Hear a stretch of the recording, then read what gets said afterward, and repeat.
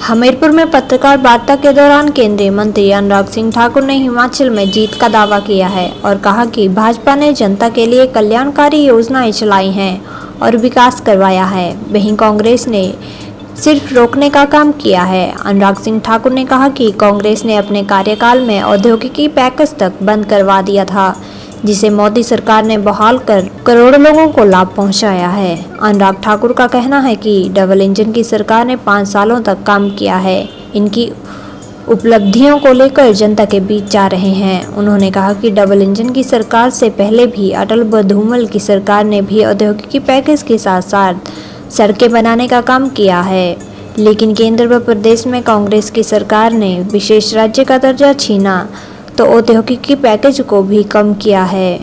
अनुराग सिंह ठाकुर ने कहा कि राहुल गांधी का वीडियो निकाल कर देखना चाहिए, क्योंकि वे वैक्सीन के नाम पर भ्रम फैलाते थे। उन्होंने कहा कि विपक्ष के नेताओं की ऐसी स्थिति रही है, लेकिन फिर भी करोड़ों लोगों ने वैक्सीन लगवाई है।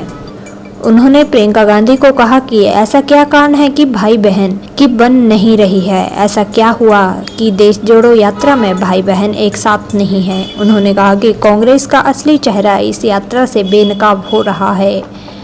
अनुराग ठाकुर ने कहा कि जिस पार्टी का प्रदेश व केंद्र का नेतृत्व भी भ्रष्टाचार में लगा हुआ है, उन्होंने कहा कि परिवारवाद की बात है, वे कांग्रेस के साथ बाकी पार्टियों में परिवारवाद पनपा हुआ है। वहीं भाजपा पार्टी में एक कार्यकर्ता ही राष्ट्रीय अध्यक्ष और पीएम के पद तक पहुंचता है।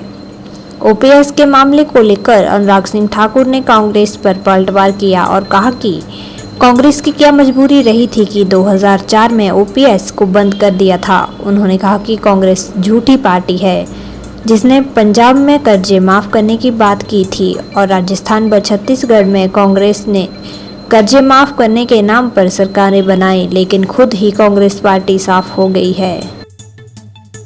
जनता पार्टी फिर एक बार सरकार बनाने जा रही है और डबल इंजन की सरकार ने जो पिछले 5 वर्ष में शानदार काम हिमाचल प्रदेश में किया है, हम अपनी उपलब्धियों को लेकर जनता के बीच में जाएंगे और दूसरी ओर कांग्रेस ने कैसे हिमाचल प्रदेश का विकास रुकवाया, उसका भी हम जनता के बीच में लेकर जा रहे हैं। अगर आप डबल इंजन की सरकार पहली देखेंगे तो अटल जी और धूमल जी की सरकार थी, जिसने औद्योगिक पैकेज दिया, पनबिजली परियोजनाएं लाए, गांव-गांव तक सड़कें बनाई, अटल टनल दी, हिमाचल को विशेष राज्य का दर्जा दिया। लेकिन जब कांग्रेस की केंद्र और प्रदेश में सरकारें आई तो विशेष राज्य का दर्जा भी छीन लिया, टनल का काम बंद हो गया और यही नहीं, औद्योगिक पैकेज को भी 10 साल से कम करके 4 साल कर दिया। राहुल गांधी जी का वीडियो निकालकर देखिए, वो वैक्सीन के बारे में भ्रम पैदा करते थे, खुद विदेश जाते थे, लेकिन हिंदुस्तान की जनता को वैक्सीन लेने के लिए डराते थे। ये विपक्ष के नेताओं की स्थिति थी, लेकिन मोदी जी पर लोगों का विश्वास था तो वैक्सीन 200 करोड़ से ज्यादा देश ने लगाई भी। आज उस स्थिति से बाहर निकले हैं। प्रियंका जी, राहुल जी जो यात्रा कर रहे हैं वो भारत के टुकड़े टुकड़े करने वाली गैंग के साथ कर रहे हैं, इसलिए शायद आप उस यात्रा में नहीं जुड़ी हैं या भाई ने बहन को याद ही नहीं किया है। ऐसा क्या कारण है कि भाई बहन की बन नहीं रही या उसको यात्रा में चाहते नहीं है? क्या कारण है कि 1.5 महीना हो गया वो वहां कहीं दिखी नहीं, लेकिन जो पोस्टर लगाते थे, a country without a post office, एक ऐसा देश जिसका नामो निशान ना हो, जो नारा लगाते थे देश के टुकड़े हो हजार इंशाल्लाह इंशाल्लाह, उनको साथ में यात्रा में लेकर चले हुए, ये कांग्रेस का असली चेहरा दिखाता है। देखिए, जिस पार्टी का ही केंद्र और प्रदेश का नेतृत्व भ्रष्टाचार में डूबा हो, भ्रष्टाचार के गंभीर आरोप लगे हो कांग्रेस के केंद्र और प्रदेश के नेताओं पर, और जो बेल पर बाहर हो, आप उन पर कितना विश्वास करेंगे? जो पहले झूठ बोल बोल कर वोट बटोरे हो और बाद में नोट बटोरने में लगे हो, उन पर क्या विश्वास करेंगे जी आप? और जहां तक परिवार की बात है, ये जितनी पार्टियां हैं, नेशनल कॉन्फ्रेंस पीडीपी से लेके डीएमके से लेकर एसपी से लेकर कांग्रेस से लेकर बाकी दल, यहां पर एक परिवार प्रेसिडेंट बनता है, फिर उसका बेटा बनता है, उसका तीसरा बनता है। भारतीय जनता पार्टी में कार्यकर्ता ही राष्ट्रीय अध्यक्ष तक पहुंचता है या प्रधानमंत्री के पद तक पहुंचता है, यह अंतर है।